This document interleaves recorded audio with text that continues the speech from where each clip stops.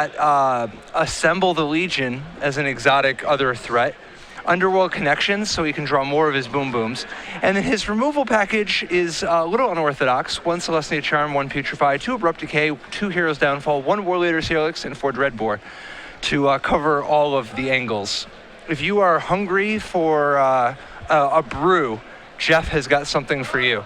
His opponent, Trevor Petrilli, playing Jund Monsters, pretty much a conventional green-red monsters list that is touching black for some removal spells. Cedric Phillips kind of put this thing on the map a little while ago. It appears that he is on a 4-card hand. Yeah, so I definitely think that the combination of Jeff's Advent of the Worms, Bloodbaron of Viscopas, and having 3 extra cards in his hand are going to give him the advantage here. Well, there's no guarantee that that Jeff's going to be able to deploy them, so he may be on a mulligan of his own as he see him start off with the best card in his deck. Conventional opening of Temple of Malice into Temple Garden into Sylvan Caryatid. Absolutely. Meanwhile, Trevor is starving for threats and needs some kind of, something to get the game going. What does he have that he can actually play for 4 mana? Some Planeswalkers. He has 2 copies of Xenagos the Reveler, Palakronos, 4 Gore-Clan Rampagers, so he's got some stuff. And it looks like he did just draw a Palakronos, but decides to save it with Xenagos coming out first, presumably to draw out whatever removal may be out there. Reasonable to assume that Jeff has something like Mizium Mortars, or not that that would kill it, but a Dreadbore, a Hero's Downfall. Might as well get your token up front. You can see Hero's Downfall here take care of the Xenagos. Absolutely. Now it looks like Jeff's getting, still getting set up. His hand, it's basically just all reaction, right? Like he doesn't have enough for Advent of the Worm yet, does he? Oh, he does now. Well, can he yes, he can cast an Advent. You have to double check. Yeah, a little challenging with his combination of sleeves and spotlights, but. Here comes the token. Jeff takes 2. What do you think of not making the Advent token to block there? He may want to play around something like Dreadbore here by not allowing Trevor to play it that turn, at least hitting for 5. It's a very conservative play. Sure, absolutely. Okay. So Advent of the Worm is going to continue to crash in. He's got Dreadbore to get that Palakronos out of the way.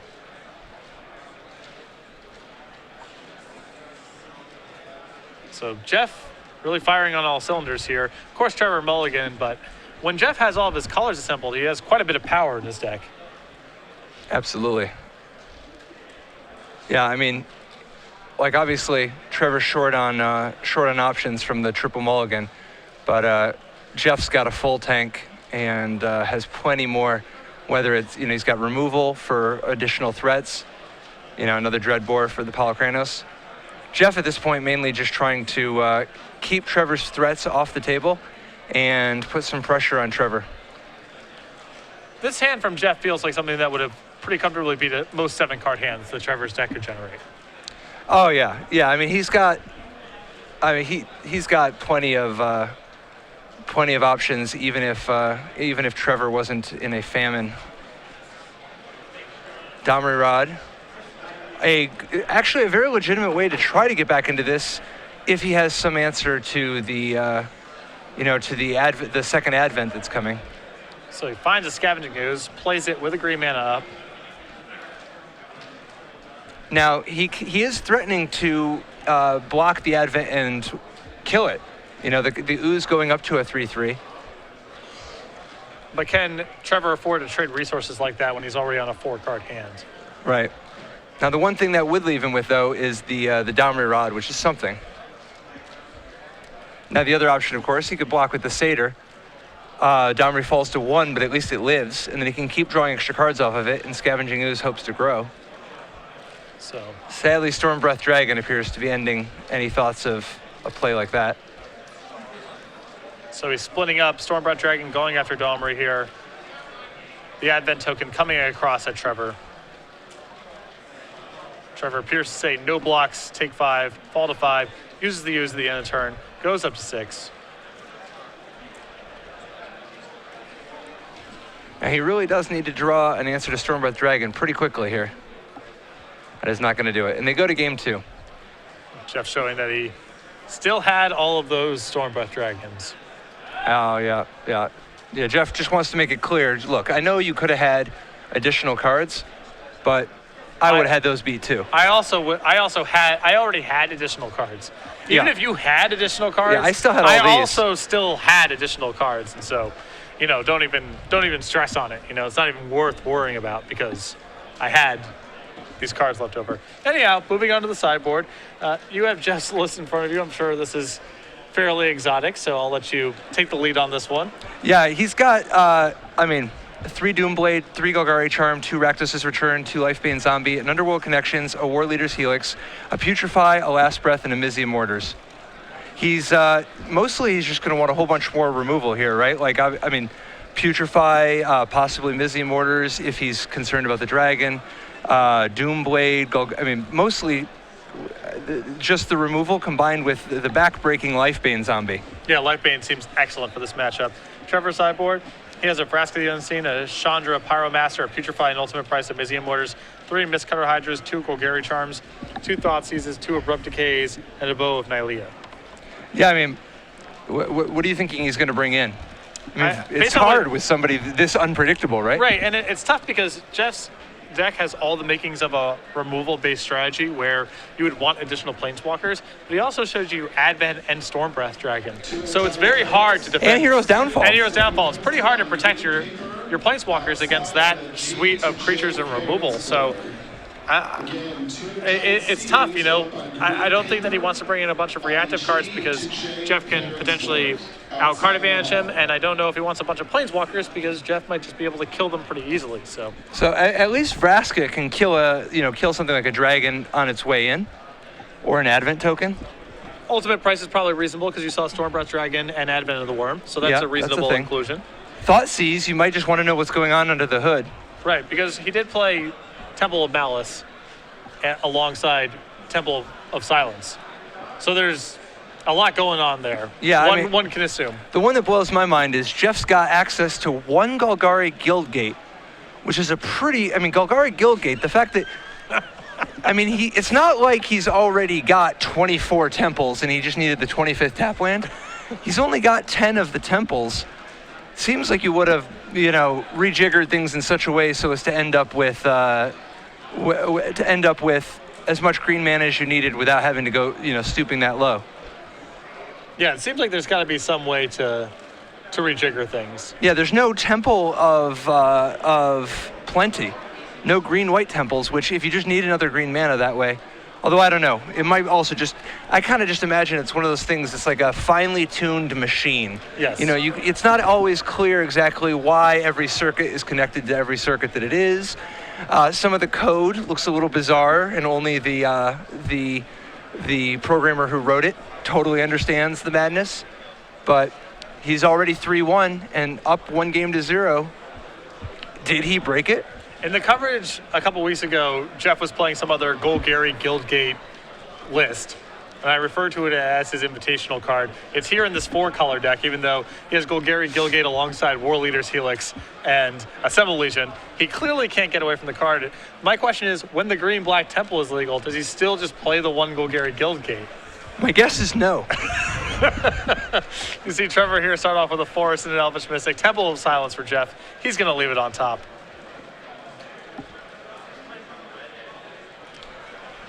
Tap Stomping Ground. No explosive opening with something like Domri. It's funny, as radically different as these decks look in some ways, they do have a lot of similarities. Ramp and big spells, right? Yep. And it looks like we see Jeff does have a Rakdos' Return, another powerful dimension for the mid-rangey games. But critically, no Sylvan Caryatid, which feels like the straw that stirs the drink in Jeff's deck. Sylvan Caryatid for Trevor. No land drop.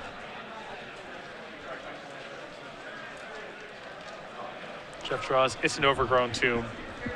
Now, he missed his land drop, but he did play a Sylvan Caryatid, so he does have most of his deck turned on. 1 more land and he's totally in business. Jeff, meanwhile, obviously 0 problems whatsoever. Although he does need red mana, actually, so he's not completely out of the woods yet. So it comes across with the Scavenging Ooze. Trevor, not willing to walk into a potential removal spell here, just takes the 2 damage. Courser of Krufix off for Jeff, reveals Abrupt Decay. Now, as random as this hodgepodge of Hooglands appears to be, there is a method to the madness. Blood Baron of Vizkopa and Stormbirth Dragon both topping out the curve. Pro-white, pro-white. You know, that's a lot of protection from white. Assemble the Legion is another dangerous threat that can't just be killed by any old removal spell. So Trevor here looking at a lot of removal in hand. Does he just want to kill this Courser? Does he want to deploy his own? Decides to play his own. It's a stomping ground. He's going to play that untapped. And we might see him finish off Jeff's Courser this turn with a removal spell. Yeah, the question is Abrupt Decay or Dreadbore? Which one are you more likely to want for the plays that follow? You've seen Stormbreath Dragon, so that's a pretty strong argument for Abrupt Decay. Definitely. He ends up doing 0. Well, maybe in his draw step he wants to see what... Yeah. Yeah, so he's going to stop Jeff here. Nice tight technical play by Trevor. So Courser down. And Jeff without red mana, which matters certainly for his copy of Rakdos return in hand. Yeah, you would think that with only 4 colors, I mean, he showed restraint and did not put the 5th color in there. You would think he deserves to just have his mana base come together. Pretty unreasonable. And he's playing so many dual lands, you know? Yeah. Not a basic land to be found in this Literally list. 25 dual lands. Now, here's the question for you. How many mana confluences, the new City of Brass variant from Journey into Nyx, do you think Jeff would play? 5 or 6, probably. Oh, that's too much damage. He would go beyond the 4th, I believe. See, I feel like I don't even think he would play 4. So an Abrupt Decay there for Jeff to take care of Trevor's. Courser pumps a bunch into his ooze. It is Dragon time. And Trevor comes across for 5. Jeff's Scavenging Ooze, not an inconsequential amount of beatdown. No, it's a lot of damage. Now Trevor with answers at the ready in his hand, but he is taking quite a bit of damage. The problem here is can Jeff capitalize on the incremental damage that he gets to deal? It's less clear. Well, so he does have Rakdos' Return in his hand, so when he eventually draws red, he has a way to kind of get ahead. And it looks like Doomblade means that at least the dragon isn't going to be that big of an issue. So Temple Garden untapped for Jeff, the 3rd untapped Ravnica duel he's played in the match. Nah, he just doesn't even care. He's going to Doomblade the dragon. And he does not pump his ooze for extra damage because he wants to save that Putrefy in case there's another dragon. So Courser for Trevor. Reveals a Blood Crypt.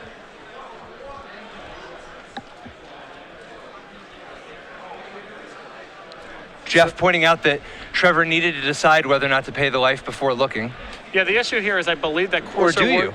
I believe that Courser works differently on Magic Online than it's supposed to. I think you are not supposed to know what the top card of your deck is before you decide whether or not you're going to play the land tapped or untapped. But on Magic Online, it does reveal, or at least it did at one point. So people get tripped up by that, myself included. So Elvish Mystic gets in there for 1. Jeff likely to be on an eating frenzy with his Scavenging Ooze. Trevor looking to use Dreadboard here. Take out the Scavenging Ooze. This feels like a wise maneuver given his life total. Yeah, I mean, he's taken the beats enough already, you know? And so Ooze down. Jeff saves the Putrefy. Draws a red card. Looks like a Dreadbore.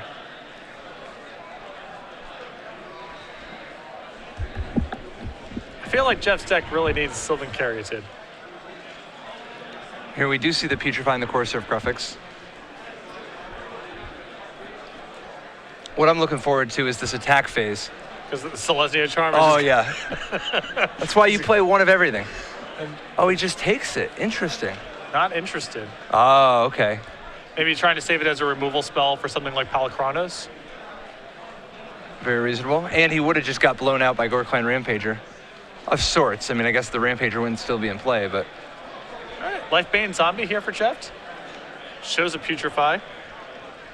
A tough spot for Jeff, to be sure.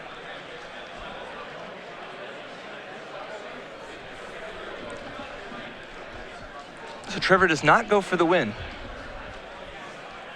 Showing some respect here for... And it pays off. Yep. So we'll see momentarily what's going on here. Looks like that token's going out in front of the Elvish Mystic. Trevor unwilling to use the Putrefy. Content to just have his elf get eaten.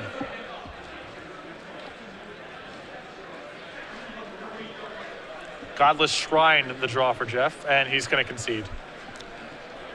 Pack it up and go to game 3 with Trevor tying it up 1 game to a piece. Yeah, Jeff aware that he has no way of stopping the Putrefy from blowing him out inside of combat. Nothing in his hands castable there, so that Rampager is just going to run away with the game. Absolutely. That game we saw the power of one person drawing the acceleration and the other person not. You know, I mean, Jeff really does need all 4 colors. Jeff was on a self-inflicted mulligan to 5 there in some respects, so.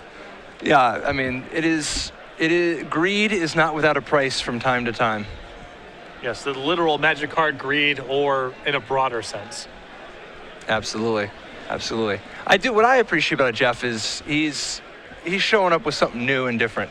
Yeah. And he's doing real, I mean, God, he's 3-1 already and you know, 1 game away from a 4-1 lead over the field. The thing is, when you have the base of Sylvan Caryatid and Courser Crufix, you have a lot of time and a lot of mana. That base of cards is very good at protecting you from beatdown decks, and it also gives you access to a lot of mana. You know, Courser is going to find you a bunch of land drops. Caryatid can make any color of mana. Once you have that base, you can be really flexible with the other cards. Now, Stormbreath Dragon and Blood Baron of Vizkopa and Assemble the Legion and Underworld Connections, we're on a totally different planet in terms of what that base usually facilitates. But there is a logic here. You can afford to play a lot of these cards in concert with one another once you have Courser and Caryatid in your deck. Yeah, and I mean, you look at the deck and you're like, oh, with this many tap lands and expensive spells, maybe, you know, like a fast aggro deck could be challenging. But he does have Blood Baron to gain a little bit extra life, Courser Crufix for extra life gain, War Leader's Helix for extra life gain. He even has, I mean, Advent of the Worm is a real solid defender against these red decks. Yeah, there's part of me that I'm imagining playing against this deck with my red list, and I'm looking at these lands, and I'm thinking to myself, I cannot possibly lose to this guy. And I'm looking at the spells, and I'm thinking, I could probably lose to this guy. Oh, Everything yeah. he can cast is insane. Oh, yeah. Particularly if he draws Sylvan Caryatid. I think it's you know, it's just night and day. His deck is 2 different decks depending on if he draws his Bitter Blossom, you know, his Sylvan Caryatid. Yeah, there's a lot of decks in Standard like that. I think Ray Duke's junk list is very polarized. The draws with Sylvan Caryatid, the deck looks insane, and it often flounders in the absence of that card. The same thing is true to a lesser degree for the green-red monsters list and the Jund monsters list. Jeff's deck is even more polarized than Reed's junk deck, which I thought was the most extreme Sylvan Caryatid deck that the format had. This is on a totally different planet. Both players shuffling up, hoping for the deciding game to be the full 7-on-7. Well, Jeff technically had 7. Yeah. Trevor definitely coming back from his earlier stumbles in game 1. So Jeff looking at a hand with no green mana, a lot of scry lands. Sends it back, he's looking. He would not have found green mana for a very long time. A lot of Temple of Malices and Temple of Silences alongside the Courser of Crufixes in his hand. Yeah, it's not free. No. It's actually quite costly. It's the opposite of free. So what do you think in Journey to Nyx goes in this 4-color mid-range deck here? Well, basically anything, right? I mean, the vast majority of the cards are, yeah. So there is Mana Confluence, and there is Temple of Malady. Do you like any of the spells? I mean, he's got quite an exotic mix of removal already. Do you think there's any chance he wants 1 Silence the Believers in here? That's reasonable. He can generate a lot of mana. Does he want 1 Deicide? Probably not. I think Celestia Charm is already potentially filling his like anti-god slot. Sure. Yeah, I mean, we had to go to the spoiler because everything's in play, right? Yeah. And God only knows what that blue-red Scryland facilitates for this deck. We put a couple of those in, get some turn burns in this deck, you know, why not? And there it is, the Jeff Hoogland Invitational card. Golgari Guildgate to lead off the action.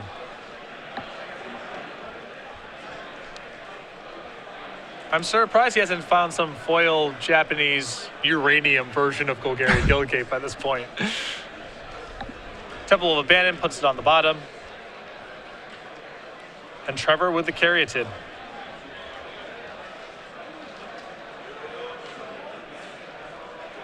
Appears to be a pretty solid 6-card hand here from Jeff. He does seem to have all of his colors of mana. Stormbreath Dragon, Putrefy, a Courser, Crewfix. He's got some tools to work with. Temple of Malice reveals a Courser.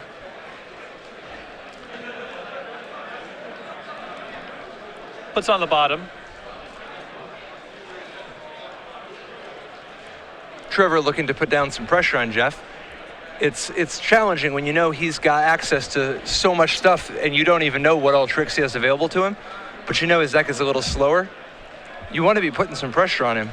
Yeah, the thing is with Jeff's deck, once you see Advent, you're just thinking to yourself, all bets are off. This guy could have anything in his deck. Yeah. Because that's not something you would anticipate whatsoever. Yeah, not a lot of people curve Underworld Connections into Advent of the Worm into Stormbreath Dragon. Into Assemble the Legion. Yeah. So Temple of Silence for Jeff.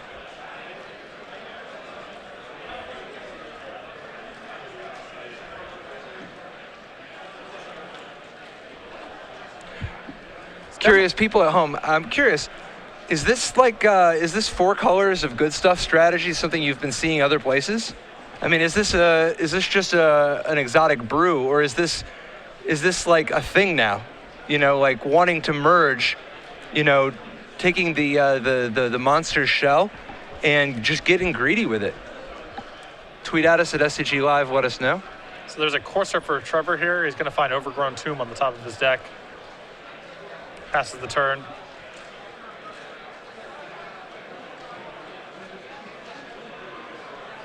And Jeff right now just feels a little bit behind the 8 ball. Yeah, I mean, he's trying to put down a threat each turn. I mean, trying to react to a threat each turn, but he's got to get something going of his own. And there it is. Stormbreath Dragon hits the table for Jeff. This is just good, clean, honest Magic right here. Both players just playing some monsters and killing their opponent's monsters. Richard Garfield would be proud. Oh, yeah. Overgrown Tomb there for Trevor, off of the Courser. Mortar's now on top of his deck. It looks like Trevor's moving a Vraska to the front of his hand. And there it is, taking care of the Stormbreath Dragon. Absolutely.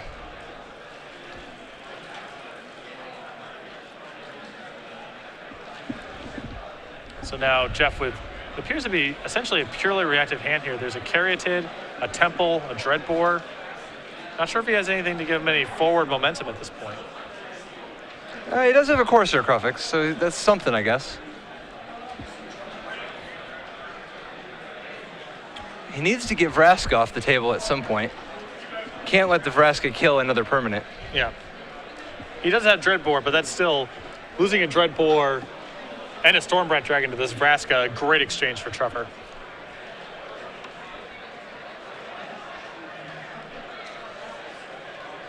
And he does elect to Dreadbore instead of playing a Sylvan Caryatid, knowing that Mizzy Mortars on top is going to take out the Courser. So now both players working with a lot of information, seeing each other's draw steps through the Courser. Courser very well equipped to fight a Life-Bane zombie when Domri Ride comes to play. It's got the right stats for the job. Oh, yeah. Yeah, it's got the right stuff. So Courser coming across. And Trevor's going to go ahead and cast his Goreclan Rampager. Makes a lot of sense. Again, he knows Life-Bane Zombie on the top. Yeah, the information that you give up when you play a Courser Crufix is not without a cost. And Jeff's just going to pack this in. He knows All right. writing's on the wall. He's tapping. Trevor Petrilli with Judd Monsters. 2-1 over Jeff Hoogland's 4-color mid-range brew. Yeah, what do you think of that? I mean, it seemed like Jeff had some good tools there, but